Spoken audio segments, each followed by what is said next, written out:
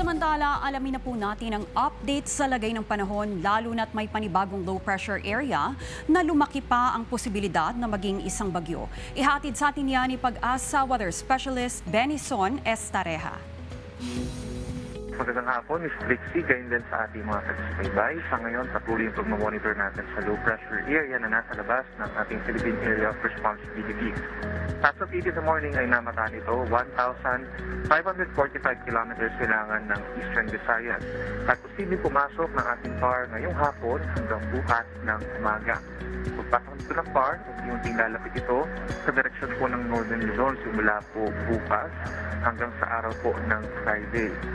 At maaaring magkaroon ng direct effect po dito sa may Northern Luzon. Hindi rin natin inaalis yung chance na maging bagyo ito or tropical depression na may local nila Quiapo bago po siya tumama sa kalupaan ng Northern Luzon. So laging magantabay sa ating updates. But within the next 24 hours, we're seeing na southwest monsoon pa rin or hanging habagat yung magpapaulan sa ilang bahagi ng ating bansa.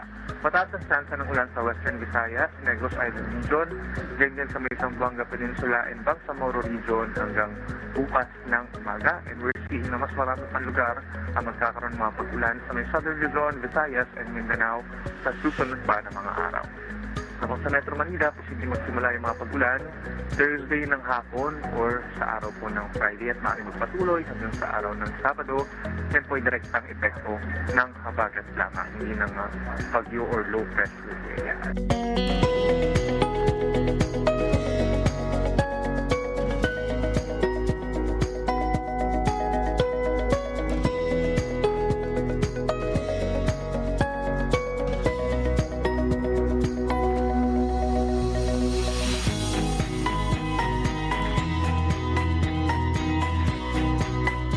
Ito naman po ang lagay ng ating mga tao.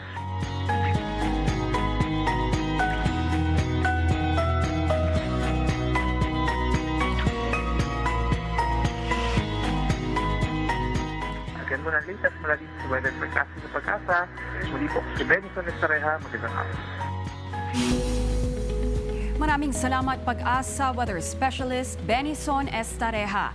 At yan ang update sa mga oras na ito muli sa pabago-bagong panahon maging listo dahil ligtas ang may info.